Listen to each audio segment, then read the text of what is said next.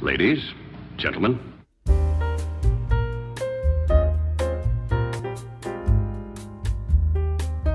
Bonjour et bienvenue dans le Fox Lab, le podcast des étudiants d'hier, d'aujourd'hui et de demain. Pour ce 4e épisode, nous allons parler de la formation continue, ce dispositif particulier qui permet aux salariés, indépendants et demandeurs d'emploi d'obtenir un diplôme, de développer de nouvelles compétences, de se reconvertir, d'évoluer professionnellement. Et quoi de mieux pour parler de la formation continue que de recueillir le témoignage d'anciens étudiants.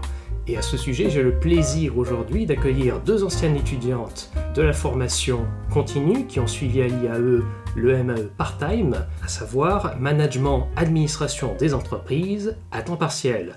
Bonjour Sylvie. Bonjour. Bonjour Ania. Bonjour. Un grand merci à toutes les deux de m'accompagner sur ce podcast dédié aujourd'hui à la formation continue et plus précisément au MAE part-time. Pour commencer, pourriez-vous vous présenter en quelques mots? Je vais commencer par Sylvie. Avec plaisir. Je suis directrice générale des services de la ville de Villeneuve-les-Maguelones. J'ai pour mission principale de mettre en œuvre la politique, la nouvelle équipe en place donc depuis les élections municipales de 2020 et donc de conduire la municipalité et toute l'administration à mettre en œuvre leurs projets, leur nouvelle direction politique et manager l'intégralité des équipes municipales, c'est-à-dire en moyenne 160 agents titulaires et en poste permanent ou non permanent.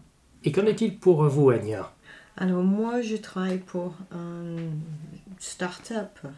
Ça fait 9 ans que la société existe. Pas très loin d'ici, à Castelnau. C'est une société qui produit en tout cas les images en 3D. Et moi, je fais la partie administrative pour la société. Ce sont des images en 3D que vous allez voir sur les sites de e-commerce. Et aussi, ils font certaines choses en réalité augmentée. Alors, par exemple, si vous voulez acheter une chaise, vous pouvez voir la chaise que vous voulez acheter dans la pièce ou dans votre salon.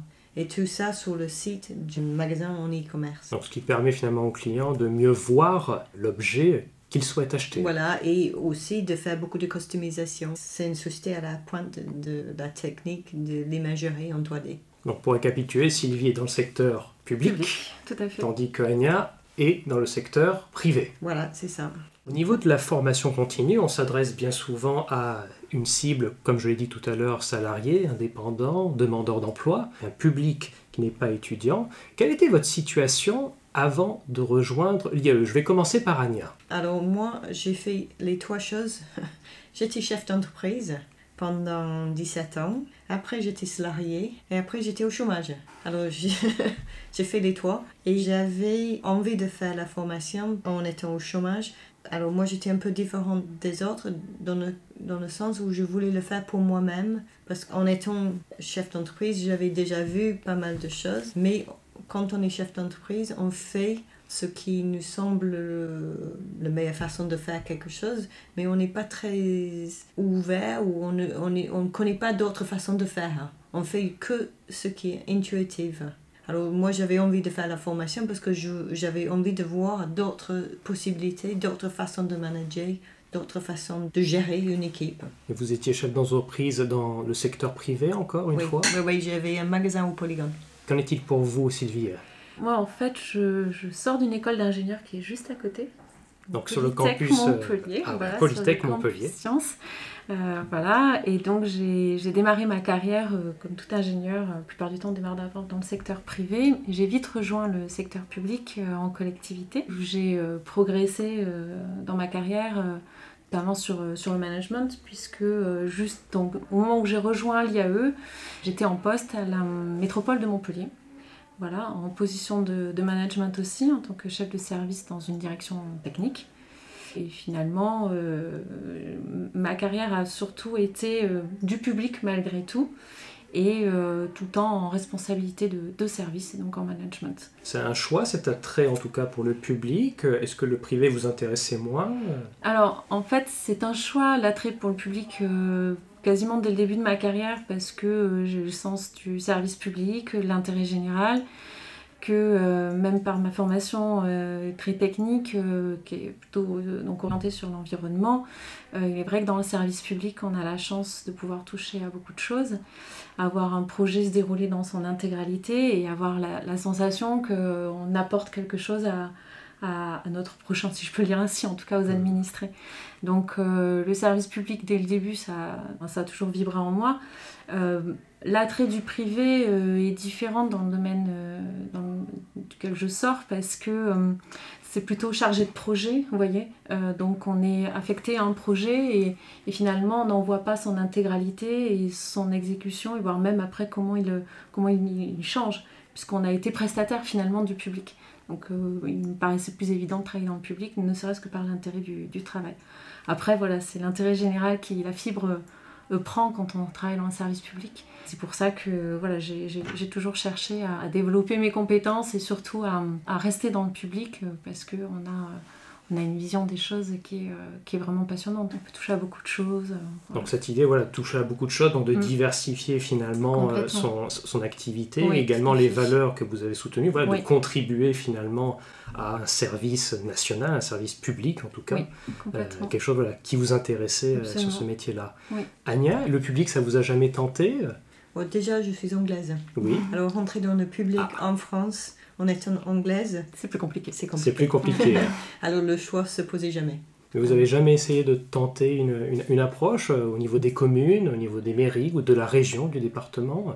Non, je pense qu'il y a beaucoup d'anglaises. On peut postuler pour les postes parce qu'il y a quand même beaucoup de profs qui sont anglais, il y a quand même des entrées.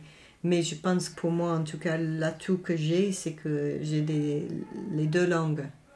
Et ça, c'est pas très utile dans le public. Dans le public. Alors, quand je suis en concurrence avec un candidat qui parle parfaitement le français et qui a les mêmes compétences que moi, je pense que ce sera normal que la personne qui parle parfaitement le français soit retenue. Donc les compétences anglaises sont peut-être plus utiles en tout cas dans ce secteur privé que le secteur public. Oui. Au niveau du choix que vous avez fait de la formation continue, cette formation continue, elle est proposée au sein de plusieurs établissements, que ce soit privé, que ce soit public. L'IAE Montpellier en fait partie, il y a d'autres écoles qui le proposent. Ma question est pourquoi avoir choisi l'IAE en particulier pour réaliser cette formation continue, et pourquoi avoir choisi également le MAE en temps partiel, puisque l'IAE Montpellier propose en formation continue un très large catalogue de formations, et le MAE à temps partiel est certes ciselé pour la formation continue, puisqu'il est bien à temps partiel justement, donc il est fait pour les salariés, mais pourquoi avoir choisi celui-ci et pas un autre? Je vais commencer par Sylvie, s'il te plaît. Alors, l'IAE Montpellier, pour moi, c'était un peu une évidence parce que, comme je disais, je connais très bien le campus et que quand je suis sortie de l'école d'ingénieur, j'avais déjà un peu zioté l'IAE.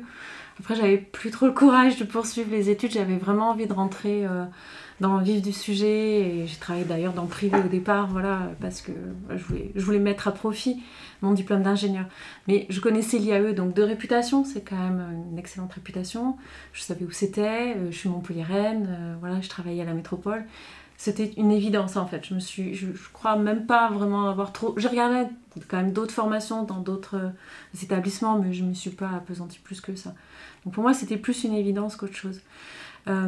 Pourquoi le MAE et pourquoi en part-time? Alors le MAE, bien entendu, vous l'aurez compris, j'ai la fibre managériale. Je suis dans le secteur public, on a accès à énormément de formations, je ne néglige pas, mais je voulais me challenger un peu en fait. Donc je voulais peut-être un petit peu plus que l'offre de formation classique qu'on a dans le public, sans la dénigrer bien entendu. Puis il y a, dans le MAE, en fait on parle de management depuis le début, mais il n'y a pas que du management. Et moi qui suis quand même dans une niche dans le secteur traitement de l'eau, etc. au départ, même si j'ai fait un peu de voirie de transport, ça reste très technique. Le MAE, pour moi, m'a ouvert, on en parlera peut-être plus longuement après, mais m'a ouvert à d'autres disciplines, des champs de compétences que je pensais connaître, mais que je ne connaissais pas tant que ça, et voire même des nouvelles, dans le marketing par exemple, qui est une discipline complètement éloignée dans le service public, à part là encore des services très spécifiques dans le développement économique. Voilà, on ne parle pas de marketing clairement dans les collectivités, ou très peu. Donc j'ai vu cette diversité aussi d'offres de disciplines et de compétences qui m'ont attirée. Et alors après, pourquoi le part-time ? Parce que ça permet d'avoir du rythme dans la formation tout en se laissant le temps de respiration personnel et aussi pour le travail, parce que comme vous dites, c'est en continu, donc quand on a la chance d'avoir un travail, on continue de travailler. Et je ne vous cache pas que c'est pas parce qu'on fait une formation que la charge de travail s'allège. Donc voilà, ça donne quand même de la régularité, une fréquence régulière, mais qui permet de ne pas être non plus tout le temps le nez dans les bouquins, quoi. Donc je trouvais que la proposition de rythme, pour moi, me convenait aussi personnellement et professionnellement. Donc il n'y avait pas que le management finalement qui vous intéressait dans le MAE. Complètement, oui, il y avait d'autres disciplines. Alors bien entendu, quand on parle de management, on ne parle pas que le management des ressources humaines. Il y a le management donc, dans d'autres disciplines, mais c'est vrai que par exemple, ne serait-ce que le droit des sociétés, c'est des choses... ça m'intéressait d'apprendre simplement, on y reviendra, mais il y a aussi le goût d'apprendre quand on vient ici. Et au niveau de ce choix, est-ce que c'était une évidence pour vous aussi, Ania ? De venir à l'IAE ? Oui, de venir à l'IAE. Alors, bizarrement, j'étais chez Pôle emploi oui. Et j'avais vu un article sur le MAE part-time. Et je connais quelqu'un qui travaille ici et je fais le lien entre ce qui était devant moi dans un petit journal à Pôle emploi et la personne que je connais. Donc je parlais avec cette personne, elle m'a beaucoup encouragée de venir et le faire. Et du coup, je n'ai pas cherché ailleurs parce que je me suis dit, c'était aussi, je pense, l'avantage pour moi, c'était que je devais financer la formation moi-même parce que le Pôle emploi ne finance pas cette formation. Et l'avantage, c'est l'IAE, c'est quand même moins cher que d'autres écoles. Que d'autres écoles privées, par exemple. Exactement. Oui. Alors, c'était pour ça que j'avais choisi l'IAE. Et le part-time, ce qui m'intéressait, c'était de le faire, parce que je savais que j'allais le faire avec des gens qui avaient les mêmes buts que moi, qui allaient retourner faire des études comme moi. Et j'avais du mal à me voir dans un amphi avec les étudiants de 21 ans. Et parce qu'il y a un côté quand même effet de groupe quand on fait une formation comme ça. Et je pense que si j'avais été dans un amphi à 21 ans, j'aurais senti très seule dans ma démarche. Alors c'est pour ça que j'ai choisi ma part-time pour être avec les gens qui avaient la même optique que moi. Voilà, qui partageaient peut-être les mêmes attentes, les mêmes besoins, qui étaient peut-être aussi de la même génération. La même génération, qui allait avoir les mêmes soucis d'essayer de tout faire. Pas forcément parce qu'on a fait la fête toute la semaine. Chacun sa période d'étudiant, mais on est étudiant sans être étudiant. Donc le MAE, c'est le diplôme historique des IAE, celui qui est commun à tous les IAE de France. Et si je me souviens bien, j'en avais parlé avec M. Jérôme Pouget, qui est responsable de la formation continue et qui gère avec Philippe Aurier et Christine Marsal ce master. Je crois que c'est des petites classes de 15 élèves, quelque chose comme ça. On était 12. 12. Oui. D'accord. Et au niveau de la moyenne d'âge, ça... ça allait de 25 à 52. Et c'est ce que vous espériez, justement ? Oui, complètement. C'était très très bien comme ça. Parce que les jeunes avaient un certain dynamisme et des connaissances sur des choses que nous on avait quand même certaines lacunes. Et je pense que pour les jeunes, c'était bien de voir qu'on peut continuer à apprendre, qu'on peut...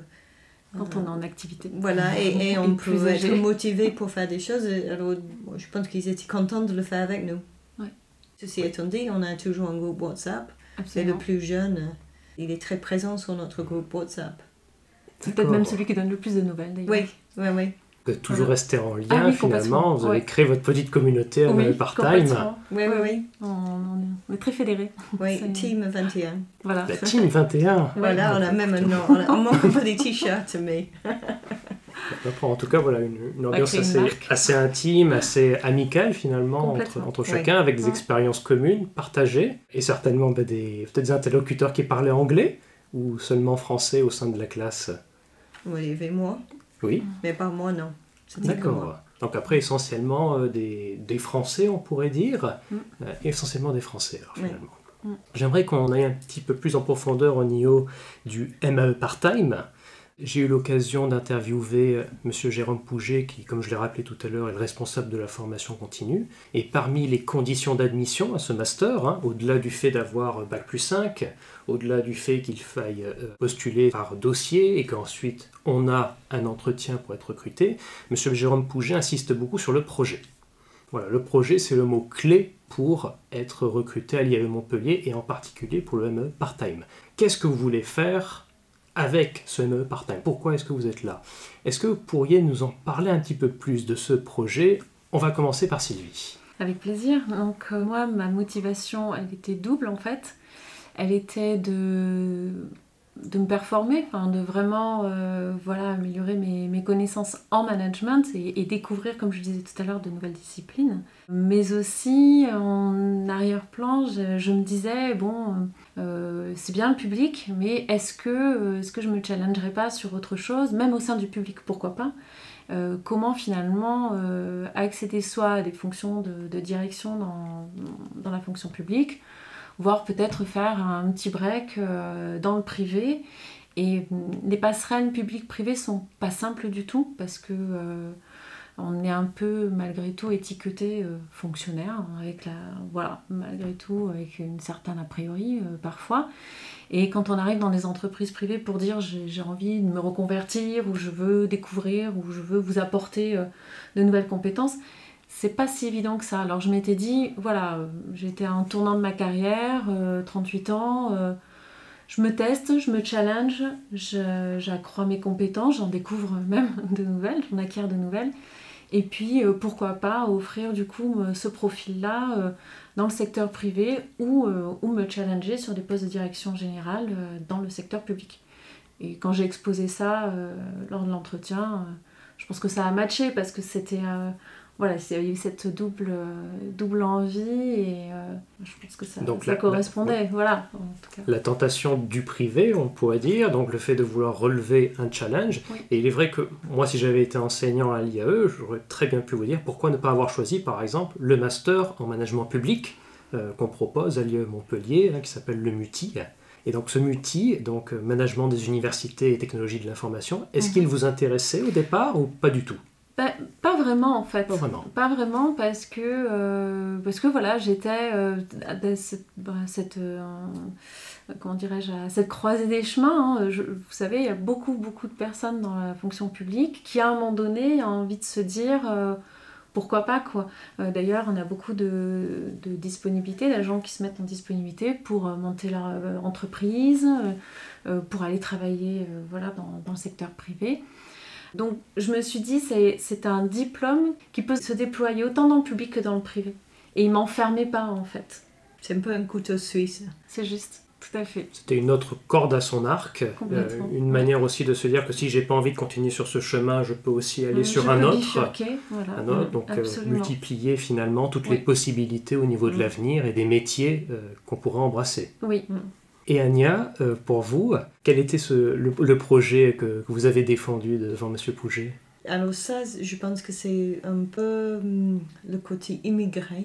Je voulais prouver que j'étais capable de passer un diplôme de haut niveau en France. Parce que j'avais quand même pas mal de disciplines que j'avais vues en étant chef d'entreprise. Mais il faut ajouter la difficulté de la langue. Parce que passer un examen en français, c'est pas évident quand même. Alors c'était vraiment pour moi un challenge personnel.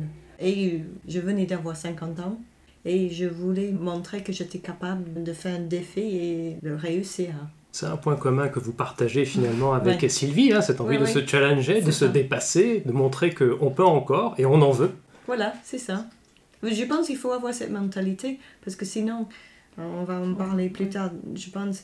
Mais mener une vie professionnelle, même que j'étais au chômage, alors c'est un peu pas trop pour moi, mais familiale, et trouver le temps, parce qu'il y a quand même les 2 jours, tous les 15 jours. Tous les 15 jours, il y avait quand même pas mal de choses de travail à faire avant les cours et après le cours. Il y a quand même le mémoire à rédiger. Et il faut quand même rester maman ou femme ou amie. Alors, on n'a quand même pas envie forcément de mettre sa vie familiale ou amicale de côté pendant 2 ans, parce que ça dure 2 ans quand même. Effectivement, le ML part-time, c'est sur 2 ans, et si je ne me trompe pas, c'était le vendredi et le samedi que vous aviez cours. Oui, tout à fait. Tous les 2 semaines. Voilà. Toutes les 2 semaines. Samedi, il faut se lever tôt. Oui, oui. Et comme vous Ça paraît l'avez idiot, mais... Et comme vous le disiez, voilà, c'est un gros investissement. Oui, c'est un gros investissement. Sur beaucoup de points. Tout à fait. Et aussi, même pour les gens comme moi, où je paye moi-même les cours, c'est un investissement de la famille. Un investissement familial également. Oui, oui, oui. C'est vrai que M. Pouget, dans l'interview que j'ai eue avec lui, parlait de sacrifice. Et qu'il faut être prêt à faire des sacrifices. Alors, c'est un mot fort. Est-ce que le mot est un peu fort ou... Il a sans doute raison, parce que je pense qu'on peut le dire ainsi. Après, c'est un mot un peu fort parce que malgré tout, moi personnellement, c'est vrai, moi aussi je me suis auto-financée la formation. Donc oui, là on peut parler de sacrifice parce que même si c'est moins cher que d'autres formations privées, bon, il faut quand même, faut quand même pouvoir financièrement. Et peut-être qu'une famille qui ne peut pas financièrement aura besoin de faire des sacrifices. Donc je suis assez d'accord avec lui. Après, c'est de l'investissement sur tous les plans, comme le disait Anya, familial. Il faut que pendant que maman ou papa n'est pas là, le conjoint prenne le relais. Le samedi, moi j'avais des enfants relativement jeunes. Donc le samedi, il fallait que malgré tout, le conjoint soit disponible et qu'il n'ait pas lui-même d'autres occupations qui le mobilisent le samedi. Et moi, pour la petite anecdote, j'ai pris une femme de ménage. C'était bête, mais dans le deal avec mon conjoint, il m'encourageait bien entendu à faire cette formation. Il était derrière moi, il sentait le besoin que j'avais. Et je lui ai dit, on est d'accord, on prend une femme de ménage.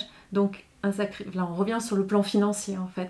Il est clair qu'il y a la question de l'organisation, de la famille, du couple. Il faut que financièrement, ça suive.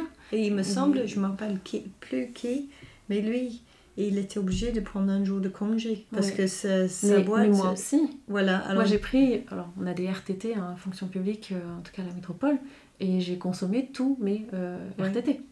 Complètement. Voilà. Oui, tout à fait. Alors, du coup, c'est quand même... c'est un sacrifice aussi. Oui. Complètement. De la qualité de vie qu'on peut avoir à côté, c'est très juste. Ouais. Donc, c'est pas un projet qu'on aborde sur un coup de tête, c'est un projet qui se prépare. Oui, et pour vous, c'est quelque chose qui s'est préparé sur quelle échelle au niveau du temps ? Moi, plusieurs mois, quelques mois, pas des années, mais quelques mois de réflexion, de discussion, de disposition à prendre, donc trouver la femme de ménage. Je reviens sur l'anecdote, mais c'est pas rien non plus. Donc quelques mois, oui, je dirais 3-4 mois facilement, oui.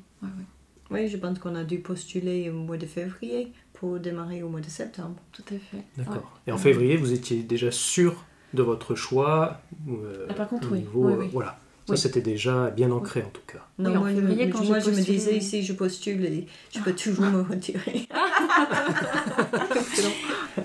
Moi, quand j'ai postulé, j'espérais bien être retenue, donc j'ai plutôt vu les choses autrement.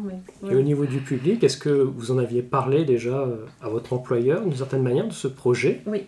Oui. Oui, tout à fait. Oui, parce qu'en fait, dans le public, on a une formation pas équivalente sur la question des disciplines, mais sur la question du management. Ça s'appelle, je ne sais plus comment ça s'appelle maintenant, mais ça doit être le cycle du cadre, je ne sais plus comment ça s'appelle. Et donc j'en avais parlé en interne de ce cycle-là, qui coûte cher en fait à la collectivité. Et donc comme ils n'avaient pas pu me suivre sur ce projet-là, que j'avais donc travaillé le projet du MAE, je suis revenue les voir en leur disant du coup je vais faire ce projet-là. Donc je vais prendre des jours de congé ou de RTT tous les 15 jours et je serai mobilisée sur cette formation. Oui, bien entendu, j'ai informé mon employeur et qui m'a fait aucune difficulté. C'est un droit, de toute manière. Oui. Il existe même aujourd'hui le compte professionnel de formation, le CPF, qui permet d'accéder à cet ensemble de formations continues. Sauf à l'époque, si vous étiez Pôle emploi. Alors comment ça ? Non, ils ne m'ont pas laissé utiliser le CPF. Pour financer même une partie. D'accord. Donc par Pôle emploi, vous avez eu l'information en tout cas du MAE part-time, mais après vous n'aviez pas une aide particulière. Non, pas du tout. Alors par contre, ils m'ont laissé toucher le chômage pendant toute la formation. J'avais droit, mais normalement si vous êtes en formation, ça change sur notre Régime. Hein. Régime, et ils m'ont laissé au chômage. Ils vous aidaient pas à financer la formation, mais non. vous pouvez continuer à garder le chômage voilà, c'est ça. pendant cette mais formation. après, nous, on a fait 2 ou 3 ans maintenant. Alors, ce genre de dispositif change assez souvent. Alors, c'est pas forcément... Il est possible que ça ait changé aujourd'hui. Oui, voilà. Tout à fait. Mais en tout cas, voilà, vous aviez annoncé à Pôle emploi cette décision de venir aller à Montpellier, de faire cette formation continue. Oui. Ça a fait l'objet d'un entretien. Oui, sûrement. Mais ils estimaient que c'était pas une formation qui donnait la possibilité de trouver un emploi. Alors, du coup, ils ne le finançaient pas. Ah oui, alors ce qui est bien sûr. Mais je pense que c'était trop cher pour eux, peut-être. Peut-être que c'était trop cher pour eux. Après, voilà, comme on l'a dit, c'est des dispositifs qui changent, qui évoluent, et bien entendu, nos formations également. Bon, en tout cas, que je rassure les auditeurs, ça mène bien à un emploi, et vous en avez, la preuve devant vous. Exactement. J'aimerais qu'on revienne un petit peu sur ce dont on parlait tout à l'heure, cet investissement, et bien entendu, cette part, je dirais moi, de courage, ou en tout cas de très grande volonté de détermination sur le fait de revenir à l'école. Comment est-ce qu'on réussit à allier à la fois cette vie scolaire, à la fois une vie professionnelle, et à la fois une vie familiale? Comment est-ce qu'on le vit? Comment est-ce qu'on arrive à gérer tout ça? Est-ce qu'on est tous les jours à la hauteur? Est-ce qu'on n'a pas des périodes de doute? Comment on fait? Quel est votre secret? Moi, être au chômage, j'étais quand même un peu privilégiée à ce moment-là, parce que je n'avais pas la vie professionnelle. Alors, le défi était plus pour s'élever. Alors, comment j'ai fait? Sincèrement, j'ai eu beaucoup de chance quand même, parce que voilà, mon conjoint me soutenait, donc déjà sur tous les aspects, donc c'est déjà plus facile. Il faut vraiment y aller en confiance dans le cadre familial. Sur le plan professionnel, ayant informé mon employeur, j'ai pas eu de soucis sur le plan professionnel. J'arrivais vraiment à faire la césure entre le moment où j'étudie à la maison et le week-end, et puis les journées de travail comme elles se doivent, c'est-à-dire bien remplies. Voilà, donc j'ai pas eu la sensation d'être envahie dans mon travail par la formation. Par contre, c'est vrai que pas tous les soirs, mais presque, et tous les week-ends, on pense à MAE, quoi. Voilà. Donc, je crois que sincèrement, ce qui m'a vraiment aidée, c'est cette solidarité au sein de notre groupe. Alors, je sais pas si c'est exceptionnel ce qu'on a vécu ou non, mais le fait qu'on soit unis, on était 12 et personne n'est resté sur le côté. Quel que soit le groupe de travail ou les thématiques à faire en groupe ou seul, en fait, dans le groupe, il y a toujours quelqu'un ou un petit groupe qui nous permettait de nous aider à apprendre, quoi, à acquérir ces compétences nouvelles. Je pense à l'informatique. Hein. Je l'ai dit, un des premiers cours, c'était informatique. Et on était quand même base de données. Et on était très stressés et un peu largués. Carrément largués. Et un de nos collègues, il était informaticien. Alors lui, c'était très très facile pour lui. C'était très clair pour lui. Ouais. Oui. Et très vite, on était le 2e ou 3e week-end, on est allé chez quelqu'un et il nous a refait le cours à expliquer ce qu'on n'a pas compris. Et c'était le début, et en plus, il était notre délégué de classe. Alors il était très impliqué, très fédérateur. Ouais. Et ça, je pense, ça a vraiment duré tout le temps des 2 années, quelles que soient les matières et les questionnements ou les choses à produire. À un moment donné, il y avait toujours une personne relais où on se voyait souvent pour les groupes de travail, le soir, le week-end. Et cette unité en fait du groupe, moi personnellement, m'a beaucoup portée et m'a aidée à pas me sentir débordée en fait. Et c'est un peu pour ça que nous trouvons le mot sacrifice. Trop lourde, parce que cette partie-là était tellement agréable. Et alors ça pesait bien dans la balance. Donc il y avait un certain plaisir finalement à retrouver Vraiment, il y a un vrai plaisir. Même si c'est beaucoup de travail, c'était plaisant. Ouais. Ouais. Le fait de retrouver finalement ce cocon scolaire à la fin de la semaine, après le boulot, de passer finalement les nuits à étudier, mais toutefois encouragé par les collègues, soutenu par les collègues, même quand on ne comprenait pas les cours. C'est ça qui vous a aidé finalement à allier ce côté professionnel et à la fois ce côté scolaire et vie familiale. Oui, c'est ça. Une vraie émulation de groupe, un soutien permanent. Des bonnes blagues. Une bonne ambiance, ça joue beaucoup. Ouais. C'est la même chose pour vous également, Anya. Alors, vous, c'était encore différent, puisqu'il n'y avait pas une activité du coup professionnelle, mais peut-être qu'il y avait une activité familiale, peut-être que vous avez des projets plus individuels. Ou est-ce que c'était que le même part-time? Il faut dire que moi, j'ai 4 enfants. Et oui. Alors, le projet familial... C'est du travail. Voilà, c'est un bon projet. Plus âgé que les enfants de Sylvie, bien sûr, mais quand même, les enfants ados, c'est pas forcément l'âge le plus facile. C'est pas plus simple. Voilà. Alors, du coup, c'était un bon projet. Ouais. Il fallait à la fois éduquer les enfants, mais s'éduquer aussi soi-même. Oui, et aussi les enfants se moquaient de moi quand j'avais des mauvaises notes. Alors tu vois, maman, c'est pas si facile que ça. Et oui, c'est vrai, parce qu'on revient à cette vie étudiante. On redevient étudiant. Et ma question suivante, c'est quel genre d'étudiante vous étiez? On va commencer par Anya. Moi, j'étais très appliquée. Très appliquée. Ah oui, mais je pense que c'est un projet. Comme on avait dit, c'est un investissement.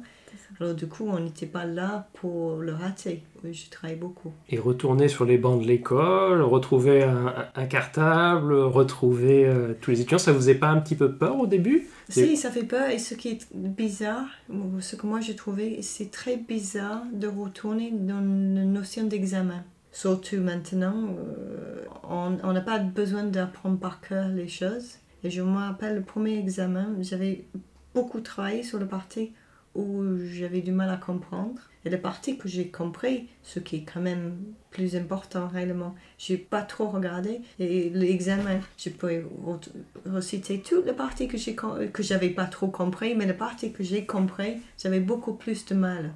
Alors, je pense qu'on perd les techniques de passer des examens. On perd un peu aussi les automatismes pour apprendre. Alors, il y a quand même une vraie remise en question. C'est pas aussi facile que ça de retourner être étudiant. J'entends souvent des adultes qui disent que quand ils veulent réapprendre quelque chose, ils mettent plus de temps que quand ils étaient plus petits, justement. Ça met un peu plus de temps à retenir telle ou telle formule, tel ou tel exercice. Retrouver ces mécanismes d'apprendre, retrouver cette espèce de rythme scolaire. Est-ce que ça a été difficile ? Difficile, non, mais je suis d'accord avec Anya, c'est une petite remise en question et il faut se faire violence, quoi. Alors, ce qui nous anime, c'est l'envie de réussir. Comme dit Anya, on a un projet.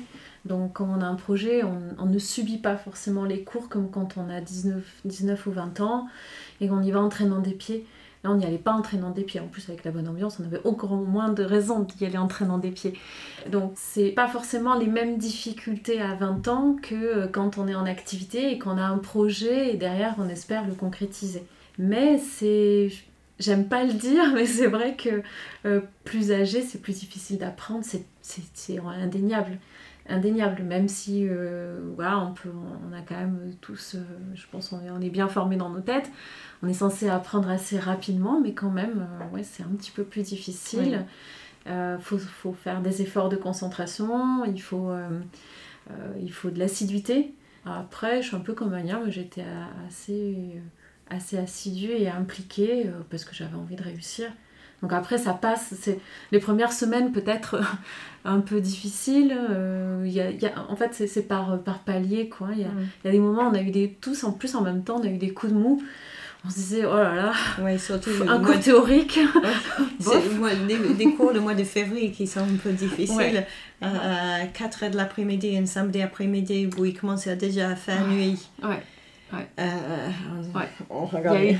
y a eu des périodes plus difficiles que d'autres, on va dire. Mais voilà, après, je pense qu'on franchit la difficulté parce qu'on est motivé, parce qu'on a un enjeu derrière et une envie de réussir. Et puis avec l'effet de groupe, ça porte quand même. Je redis les mêmes mots, mais c'est vraiment ça. C'était plutôt des cours en général qui étaient le soir ou en matinée, le vendredi, En fait, samedi. c'était toute la journée. Toute la journée. C'était 8h, 17, 18 Ah même. oui. On a eu Ouais. des cours tardifs et puis on enchaînait. Ce qui était peut-être difficile aussi en termes d'adaptation, c'est qu'on enchaînait des cours qui pouvaient être très théoriques, un peu magistraux parce qu'il faut en passer par là. Et puis le cours d'après, c'est de la mise en pratique. On était par exemple en salle informatique. Oui. Voilà. Donc la gymnastique intellectuelle, faut tenir quoi. J'avoue qu'on a bu beaucoup de café. Oui, faut bien déjeuner le matin. En tout cas. Voilà, oui. Faut être en forme quand même, hein. Faut Ouais. pas se mentir. Voilà, faut être en forme. Et alors, comment est-ce qu'on perçoit le professeur quand on est déjà adulte, qu'on Oh a là là. travaillé et qu'on est en face d'un professeur? Parce que Vous êtes Quand- sûr qu'on peut répondre? quand on est étudiant, forcément, bien souvent c'est un modèle, et puis c'est la personne qui a le savoir, et nous sommes là pour justement absorber ce savoir. Comment ça se passe quand on a déjà un petit peu de bagage, quand on a travaillé avant, et qu'on se confronte à une personne qui a peut-être le même âge que vous, du coup? Comment est-ce qu'on le perçoit? Est-ce que c'est un ami? Est-ce que c'est un proche? Est-ce que c'est toujours l'enseignant? C'est le professeur? Comment Moi, je ça se pense que passe? on est face à quelqu'un qui est égal à nous. Ouais. On n'a pas la même impression de modèle, Mm. mais et plus une idée d'échange. Complètement. Parce que lui, Ouais. il a ou elle a des compétences que moi je veux acquérir. Acquérir? Mais moi aussi, j'ai des choses qui sont intéressantes. Alors, c'est plus une idée d'échange, de partenariat que le prof-élève. Donc il y avait une certaine proximité finalement, ou Oh, il je pense restait une qu'il- distance? Non, ils aimaient bien venir à nos barbecues le samedi. Oui. Ah, Oui, il y allez. avait une bonne proximité avec la plupart des professeurs et aussi des professeurs qui viennent de l'extérieur. Oui. Les consultants, Des intervenants, des intervenants voilà, qui sont eux aussi donc du coup en activité. Et là, ça crée cette proximité encore plus forte parce qu'on se comprenait et les cours étaient quand même oui, beaucoup dans l'échange, dans le participatif. Et on avait droit à la parole, on levait la main bien sûr, mais c'était peut-être moins subi, moins magistral et solennel que dans un grand amphi Et il n'y à avait pas l'université. pas de problème de discipline. Non, Pas de problème de discipline. voilà. hein. Non, c'est Alors vrai. du coup, eux, ils étaient un peu plus relâchés aussi. Ils étaient plus cool, ouais. Une question sérieuse, les vacances, est-ce que ça existait? Est-ce qu'il y avait des vacances? Est-ce qu'il y avait des vacances? Alors les grandes vacances d'été, oui. Et mais à avec du Noël, travail, je pense qu'à Noël, on ratait un week-end. ouais. Et alors qu'est-ce que vous faisiez Ouais. pendant les vacances? Est-ce que c'était consacré aux révisions? Est-ce que vous continuez à travailler ou alors à avoir l'activité familiale? Comment c'était les vacances? Parce que là vous n'aviez pas Pareil, cours en du coup. fait. Oui, on avait quand même une vie à côté. Enfin, on n'a pas mis entre parenthèses la vie de famille, les relations publiques, voir les amis. Donc les vacances, c'était quand même des vacances, à mon sens. Après, Mais il faut dire, le première année, les grandes vacances, il n'y a rien à faire. ouais. Parce qu'on a quand même, on valide les modules très vite. Alors, c'est pas comme si on a des examens à la fin de l'année. À chaque fois qu'on a fini le module, on passe l'examen. Mais le deuxième année, il y a quand même un mémoire. Oui, et là, c'est pas vraiment des vacances. Voilà, et là, il faut le faire dire. ça pendant l'été, parce Pendant qu'on fait l'été, tout en la travaillant. Voilà, Donc, la soutenance, on le fait au mois de septembre. Donc il y a une Ça, vraie c'est plus différence compliqué. entre la première année Oui. et la seconde année Oui. en termes de rythme, en termes de Oui. travail, de Oui. discipline Mm. et le mémoire. Comment ça s'est passé? Quel sujet? Est-ce que vous vous souvenez du sujet que vous avez choisi? Alors moi j'ai fait un business plan pour c'est pas un salon de glace, un magasin qui vend des glaces, j'ai perdu le mot, en Angleterre. En Angleterre. Voilà, parce que j'avais un fabricant de glace à Montpellier qui songeait à ouvrir une chaîne de magasins en Angleterre. Il a fallu écrire donc ce mémoire en 6 mois, 5 mois, quelque chose Même pas, comme ça. parce que même si on nous rappelait régulièrement comment c'est déjà à rédiger votre mémoire, franchement, même si on commence à réfléchir au sujet, puis au plan, quand on voit toute la production qu'il y a à faire sur le reste des cours et des modules, le travail, la famille, etc., autant vous dire qu'il Il y en avait très peu qui, début de l'été, avaient déjà rédigé leur mémoire. Non, on l'a fait pendant l'été. C'est complètement utopique. Alors, quel était votre sujet de mémoire, vous, Sylvie? Alors, mon sujet de mémoire, c'est la création d'un fonds d'investissement pour les entreprises qui sortent du Business Innovation Center, du BIC, et pour les accompagner dans leur démarche RSE, qualité de vie au travail, orienté plutôt management. Et donc créer un fonds d'investissement qui soutient les entreprises qui sortent des incubateurs. Et donc c'est un mémoire que vous avez travaillé sur une base documentaire, sur la base d'interviews, Moi, j'ai beaucoup quels outils, beaucoup de lectures. Moi j'ai fait beaucoup de lectures et puis sur la base des cours, puisqu'il faut un business plan aussi, ou un business model, un business plan. Donc j'ai exploité aussi les cours du MAE pour monter le mémoire. Et pour vous, Anya, ça a été aussi un retour à des lectures très scolaires? Est-ce que ça a été sur la base d'interviews ou avec peut-être des contacts en Angleterre qui vous ont... Bon, un peu de tout, mais c'était bien parce que ça mettait en pratique. Je voyais par exemple les magasins qui étaient à vendre. Il fallait calculer, il fallait faire de la compta pour pouvoir comprendre combien de glace il fallait vendre pour pouvoir payer le loyer, le personnel. Alors c'était quand même très très pratique ce que j'ai produit. Si on devait faire un bilan du MAE, sur ce que ça vous a apporté, sur des points négatifs ou sur des points qu'il faut améliorer, qu'est-ce que vous pourriez dire aux auditeurs? Si vous devez faire un petit bilan de ce MAE? Alors moi, c'est déjà un grand enthousiasme de l'avoir fait et une grande fierté de l'avoir fait. Donc j'étais contente de moi à la fin. Voilà, pour tout ce qu'on vient de se dire. C'était une forme d'accomplissement. J'avais besoin de ça pour aussi repartir un peu dopée. Donc bilan très positif.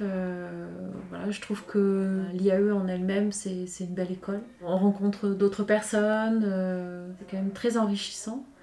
Donc beaucoup de positifs. Après, est-ce qu'il y a des points négatifs ou des points à améliorer? Ou à améliorer. Je pense qu'il faut soutenir les interventions des intervenants extérieurs. Parce que quand on est en activité, on aime bien cet échange. Ça nous enrichit beaucoup de discuter avec un ancien chef d'entreprise qui vient expliquer sa démarche, ce qu'il a fait. Donc les intervenants extérieurs apportent beaucoup, je trouve, à la formation. En plus, bien entendu, des enseignants qui sont de grand calibre. Là, on a quand même des enseignants qui sont costauds et qui nous ont beaucoup apporté. Je trouve que ce mix, si je peux le dire ainsi, des deux, de l'enseignant formel, universitaire, et de l'intervenant extérieur, c'est un vrai plus pour le MAE. Et les intervenants sont peut-être aussi des sources de contact pour rebondir sur d'autres métiers. Oui. Ah oui, tout à fait. Ça a été le cas en plus.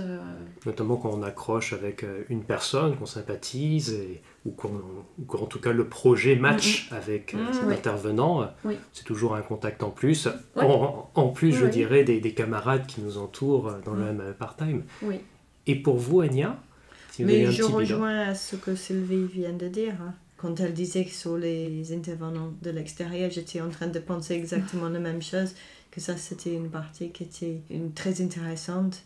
Et surtout, je pense pour les gens qui songeaient à monter leur propre boîte, de voir les gens qui parlaient. On a eu une femme qui parlait beaucoup de la financement de sa boîte. Elle était très ouverte avec les problèmes qu'elle a rencontrés, que ce soit financière, mais aussi émotionnelle, que ça prenait beaucoup d'elle-même pour aller se battre tous les jours. Et je trouvais que c'était un portrait qui était très utile pour quelqu'un qui était en train de projeter sur éventuellement ouvrir une société ou même une micro-entreprise. Mais c'est le même, que ce soit une micro-entreprise ou des idées plus grandes, c'est le même combat, je pense. Donc il y a des rencontres, en tout cas quelque chose de très inspirant au sein des rencontres que vous avez pu faire durant cette formation. Oui, et je trouvais que les gens étaient très ouverts avec nous. C'était ça qui était intéressant, c'était pas du tout la théorie. C'était le voyage qu'ils ont fait en ouvrant leur société. Est-ce qu'il faut plus de cours d'anglais dans le MAE? Moi, je les ai pas fait. Comment ça, vous avez pas fait? Mais j'étais assez vexée parce que j'ai pas eu le meilleur note en anglais. Est-ce qu'il y a des points à améliorer selon vous, ou en tout cas des points sur lesquels il faudrait revenir pour rendre l'expérience encore plus enrichissante pour le MAE part-time? Quoi, en anglais? Pas forcément en anglais, mais en tout cas en général. Moi, j'aurais peut-être plus... On a fait très peu sur le marketing digital. Et je trouve que ça, pour moi, c'était quand même en 2017, on voyait que c'était l'avenir du marketing. On n'a pas fait beaucoup de choses sur le social media. Pour moi, c'était une lacune. Donc le travail sur les réseaux sociaux, peut-être Oui. sur Google AdWords, Google Voilà. Analytics. On a fait peut-être 1 heure sur ça. Et pour moi, je ne trouvais pas ça assez. Non. C'est vrai, c'est juste, ouais. Ouais. C'est quelque chose qui est surtout enseigné dans un master qui s'appelle le e-marketing chez nous, où les étudiants sont amenés justement à faire des campagnes donc de référencement payant et de référencement naturel. Donc c'est quelque chose de peut-être qu'il faudrait sur lequel mettre le point pour le ME par Faudrait temps. l'étoffer, Ouais. c'est juste. Faudrait l'étoffer parce que ça, on est tous concernés à un moment donné, quels que soient nos métiers en fait. Et c'est vrai que ça a été très peu développé. Alors que maintenant, c'est presque le quotidien en fait. Mais pour moi, si je retiens quelque chose de notre formation, moi je dirais, bon, de toute façon, on ne se rappelle plus de toutes les réponses, mais ça nous a formés à poser les bonnes questions. Et c'est ça, quand on gère ce que Sylvie fait, ce que moi je fais, c'est quand vous avez votre avocat ou votre comptable, on n'est pas censé connaître les réponses, mais ça nous a donné assez de connaissances de poser des bonnes questions. Oui. Et je trouve que là, je me sens dépourvue des bonnes questions concernant le marketing digital. Voilà. D'accord. Mais après, sur les autres domaines, vous vous sentiez finalement plus confiante? Plus confiante et plus... Ça nous a donné des bases, mais les bases changent tellement. Mais quand je vois un contrat, par exemple un contrat de travail, je sais quel point il faut regarder. On est plus outillés. Voilà. On a des outils complémentaires, nouveaux, qu'on n'avait pas avant. Voilà. Et on est conforté dans certaines démarches, et puis dans d'autres, on s'est remis en question, et on a acquis de nouvelles façons de voir les choses et de nouveaux outils. Ça a étoffé tous les outils que j'avais, ça m'a donné de nouveaux. Ça m'a permis de me remettre en question aussi, parce que dans le management, il faut souvent se remettre en question. C'est un panel plus élargi de compétences qu'on a en sortant du MAE, et vous le disiez tout à l'heure, on est plus confiant en sortant du MAE. Et en tant qu'ancienne chef d'entreprise, il y a beaucoup de choses nouvelles du coup que vous aviez découvert à travers cette formation. Ou finalement, est-ce qu'on est revenu à des concepts que vous avez dû peut-être réapprendre ou que vous avez retrouvés, auxquels vous étiez habitué? Moi, par exemple, j'avais fait pas mal de compta. Alors, la partie compta était plutôt facile pour moi. Mais moi, j'avais une franchise. Alors, la franchise s'occupait de tout ce qui était marketing. Alors, je pense même en tant que chef d'entreprise, on n'a pas forcément toutes les compétences qu'on a vues pendant le MAE. Et un manager sera peut-être plus compétent si justement il a cette vision à 360 degrés de tout ce à quoi il touche. En tout C'est cas. ce qu'on lui demande d'ailleurs en fait. On lui demande de ne pas être ni expert ni spécialiste, mais on lui demande d'être capable de comprendre un document comptable, de comprendre, d'anticiper, savoir lire un contrat, un contentieux, d'avoir des notions de droit, des sociétés, de la famille, fiscalité, etc. Donc en fait, ça nous donne un panel de choses qu'on va approfondir quand même en cours, mais qu'on ne va pas approfondir comme une spécialité ou une discipline à part entière. Et c'est bien ce qu'on attend d'un manager, c'est après savoir s'appuyer sur les compétences qui en interne ou en externe. Et ça nous donne cette vision élargie, comme vous l'a dit, à 360 degrés. Et est-ce que votre vision du management a changé entre le moment où vous n'étiez pas encore à l'IAE, le moment où vous avez fait le ME part-time et après? Est-ce que cette vision-là a complètement changé? Est-ce qu'elle est restée la même? Moi, je pense que de dire que la vision du management a changé, je dirais non, parce qu'on a chacun une façon de manager. Le naturel revient au galop, comme on dit. Mais je pense, peut-être avec les compétences, on peut voir mieux notre façon de faire. Être plus compétent, parce que chaque façon de faire dans le management, c'est pas parfait. Et on sait qu'on est un peu faible à certains niveaux. Et je pense que le fait de faire des cours, ça nous a aidé à combler un peu les endroits où on était un peu faible. Les lacunes. Les lacunes. Oui. Et pour vous, Sylvie, est-ce que votre vision du management a changé? Changer, non, mais je dirais que on a appris à se nourrir d'autres disciplines, de savoir s'en servir aussi. Le management, c'est pas seulement, comme on dit, le management des RH, c'est aussi savoir se servir d'autres disciplines, les comprendre, d'aller plus vite. Donc je parlerai plus de performance en fait, à améliorer ma façon de travailler, ma façon d'appréhender les problèmes, trouver des solutions plus rapidement. Donc pas forcément changer, mais elle s'est fortement modelée, enrichie, nourrie des retours d'expérience des consultants extérieurs, des méthodes proposées par les professeurs. Voilà, c'est un peu plus ample en fait. On se sent un peu plus costaud quand on sort du MAE. Est-ce qu'il y a une différence entre le management public et le management dans le privé? Je pense pas. Sincèrement, je pense pas. C'est vrai que dans le public, on cherche quand même aussi des sous. On cherche beaucoup de subventions, on cherche à améliorer sa dette et sa fiscalité dans les collectivités. Donc il y a toujours le nerf de la guerre de l'argent, que ce soit le privé ou le public, c'est juste pris par un autre prisme. Mais pour le reste, je pense pas.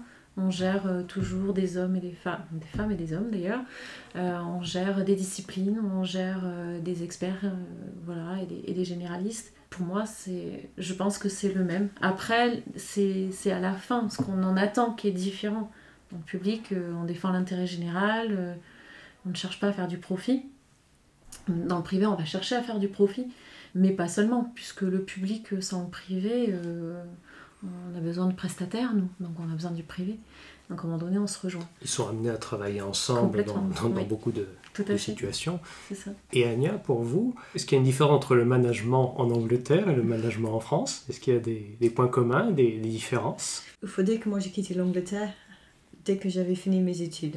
Oui. Alors j'ai très peu travaillé en Angleterre. Je pense que la différence en est beaucoup moins procédurielle. Moins procédurielle. Oui. Il y a du pour et du contre dans chaque façon de faire. Alors, l'idée d'un CDD ou un CDI est beaucoup moins explicite. Il faut dire qu'il y a certaines choses en France où je me dis, mais ils veulent plus travailler tellement c'est compliqué à faire certaines choses. Là, je suis en train de regarder pour un contrat pour quelqu'un et toutes les personnes en face et nous sommes d'accord, mais avec la législation en France, c'est impossible de faire comme et je trouve que les Anglais sont très pragmatiques. C'est ce qu'on dit souvent. Ouais, et les Français sont peut-être plus idéalistiques. Oui. Est-ce que le manager en France est plus procédurial et un peu moins Mais pragmatique? je pense qu'il est obligé de passer beaucoup plus de temps à regarder le code de travail. C'est quand même extraordinaire d'avoir autant de règles. Je pense que le manager est obligé de passer plus de temps à ce niveau-là. Mais après, la France est quand même renommée pour un certain niveau de productivité. Je pense qu'ils sont même plus productifs que les Anglais. Est-ce que vous auriez un message à adresser aux futurs candidats, aux futurs étudiants qui ont déjà pris votre place, déjà, parce que ça faisait quelques années, je crois. C'était en 2018 ou 2016 que vous étiez à part-time? Nous, on se rappelait plus. Moi, je pense qu'on a fini en 2017. En 2017. Je crois aussi, oui. Voilà, pour les étudiants qui viendront donc pour 2021-2022, est-ce que vous aviez un message à leur faire passer? Venez, voilà, vraiment, il faut le faire. C'est gratifiant, voilà. Il faut venir, mais il faut être prêt. Il faut bien se préparer, se dire que ça va durer, que c'est pas court comme formation. Ça s'inscrit dans le temps, mais moi, c'est une période de ma vie que j'ai trouvée extraordinaire, quoi. Voilà. C'est pas que j'aime plus que ça retourner sur les bancs de l'université, hein. Mais voilà, c'est un changement de rythme, c'est un bout de vie qui pour moi m'a laissé un excellent souvenir et qui je pense m'a permis aussi de poursuivre ma carrière et qui m'a clairement boosté dans ma carrière, c'est une évidence. Tu penses que tu aurais été embauchée à Villeneuve-les-Maguelones si tu n'avais pas le diplôme? Non, je ne pense pas. Je pense que ce diplôme a permis à mon employeur actuel de voir que je peux me remettre à travailler, que je me remets en question, pas remettre à travailler, remettre à étudier, hein, dans ce sens-là, me remettre en question, que j'ai une force de travail peut-être supplémentaire de quelqu'un d'autre qui n'aura pas eu la chance, parce que je pense que c'est quand même une chance de faire ce MAE, on parlait de sacrifice selon les mots de M. Pouget, et voilà, c'est aussi une chance. Je pense que ça a été un vrai plus et sans ça sur mon CV, j'aurais été moins crédible. Voilà, parce qu'en France, on est quand même très attaché au diplôme. On est attaché à ce qu'on est prêt à apporter, à l'investissement qu'on est prêt à prendre et à mettre en œuvre. Donc c'est vraiment un atout pour moi. Je suis sûre que sans ce MAE, non, je ne serais pas à l'heure d'aujourd'hui directrice générale des services de la ville de Villeneuve-les-Maguelone. J'en suis convaincue. Que ça a du sens d'avoir un diplôme et peut-être encore plus en formation continue. Hein. Oui, ça a du sens pour un employeur, un diplôme de cette qualité-là, de cette renommée-là, et d'avoir au milieu de sa carrière pris le risque de retourner à la vie étudiante, de s'être challengé. Et je pense que c'est une image forte, voilà, de la capacité de travail qu'on peut avoir à nos âges et avec nos expériences, de se remettre en question, de se remettre à étudier, de passer des examens. C'est une valeur ajoutée, j'en suis certaine. Un message, Ania, pour les futurs candidats ? Mais je rejoins un peu ce que Sylvie vient de dire, c'est qu'il faut s'y lancer, mais il faut se rendre compte de quoi on a parlé. Il faut faire un effort et maintenir l'effort pendant 2 ans. Alors on ne peut pas le faire en pensant que ça va être facile et que très vite, si on ne fait pas un effort continu pendant les 2 ans, on va être débordé. Et bon, nous on a eu de la chance tous les deux de ne pas rater des examens. Mais si on rate un examen, on doit le repasser peut-être 6 mois, 9 mois plus tard. Et ça déjà, on avait parlé du fait de retenir les informations à nos âges. Mais de ressortir des informations 9 mois plus tard, ça aurait été compliqué. Il y a des étudiants qui ont été amenés à abandonner au cours... Non. On a commencé à 12, on a terminé à 12. Ouais. Donc finalement, on n'a eu que des vrais challengers. Oui. Mais je pense que les gens, ils ont bien pesé le pour et le contre avant de s'inscrire. Ouais. Voilà, c'est pas Koh-Lanta avec on élimine au fur et à mesure les... ce soir. Voilà. Et c'est irrévocable. Voilà. Non, on a tous terminé, on a tous bien réussi. Enfin, je crois que on était tous dans les mêmes... On a bien fêté ça parce qu'on est quand même des étudiants. Et on a très bien fêté ça, oui. Le retour, oui, à cette vie étudiante et aux festivités étudiantes que vous avez certainement eues également par le passé. Oui. Et que vous avez pu retrouver. Écoutez, merci beaucoup pour ce retour d'expérience. Alors, le Fox Lab a toujours 2 parties. En général, on fait un entretien, une interview avec les invités. Et puis, pour conclure sur une note un peu plus relax, on raconte toujours une petite anecdote. Donc, est-ce que vous auriez une petite anecdote, un épisode mémorable du MAE que vous souhaiteriez partager avec les auditeurs ? Je pense qu'on est la seule team, en fait la seule promo à avoir fait un barbecue dans l'enceinte. Presque tous les samedis. Tous les samedis. De l'université. Très très souvent. On a fait des barbecues. Le principe, c'était tout le monde a amené quelque chose. Donc c'était le pique-nique. Le pique-nique. Voilà. Mais après, on a pris un niveau supérieur. Chaque pique-nique, le level. Oui. Et à force, il y a quelqu'un qui a amené le barbecue. Voilà. D'accord. Donc le pique-nique est devenu presque une coutume, oui, une institution. Une institution, pas une séance religieuse, mais en tout cas, quelque chose qui est devenu... Oui, mais c'est assez sympa parce que le samedi, il n'y a personne. Voilà. On avait tout l'espace pour nous. Oui, tout lieu pour vous. Oui, mais tout le campus. Tout le campus, voilà. Voilà. Et c'était un moment vraiment de décompression, de convivialité. On est devenus amis, en fait. Oui, et chaque personne a amené peut-être leur spécialité de leur région. On avait un mettait en commun ce qu'on peut plus faire avec le Covid. Voilà, c'est plus compliqué. Voilà, moi j'ai découvert pas mal de spécialités françaises. Les spécialités françaises, oui. Lesquelles par exemple? Alors, et c'était Jérôme qui a amené des choses. Oui, c'est vrai. Je me souviens plus, mais on a quand même. Jérôme, Sébastien, on avait un œnologue avec nous, donc. Un œnologue. Viticulteur, un œnologue, spécialiste de rhum. Et on avait un spécialiste de rhum. Voilà. Ah oui, donc oui, vous avez... Sinon, on était très sérieux l'après-midi. On arrivait à suivre les cours. Hein. Oui, on parlait pas beaucoup. Mais on mangeait très très bien le samedi. Voilà. Fromage, tout le monde. Il y a des gens qui passaient au marché avant de venir. Donc le samedi midi. Festif. Voilà. Ouais. Et après, hop, on reprend les cours. Oui, et on tenait le choc le samedi après-midi. Je pense pas que les profs voyaient trop quand on avait festoyé le midi. On était sérieux quand même. mais certains professeurs, on ne donnera pas les noms, se joignaient à nous les samedis midi. Oui. Ah, donc Ouais. pas seulement un pique-nique entre étudiants, mais avec le personnel de l'IAE. on va Oui, dire. oui. Voilà, Voilà, mais on pour ne être très dénoncera généraliste. personne, On ne dénoncera même sous la torture.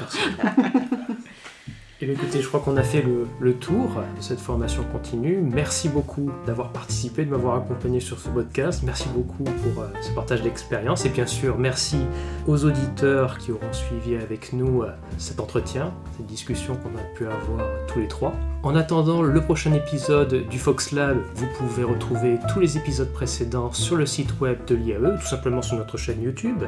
Vous pouvez nous suivre sur les réseaux sociaux. Vous pouvez également nous écrire et si le cœur vous en dit, participez à ce podcast. Si vous avez, comme mes deux invités, une expérience, une histoire en tout cas à nous raconter vis-à-vis de l'IAE, tous les liens seront dans la description. Et d'ici là, je vous dis à très bientôt. Au revoir. Au revoir et merci beaucoup. Oui. Merci à vous. Prenez soin de vous. Au revoir.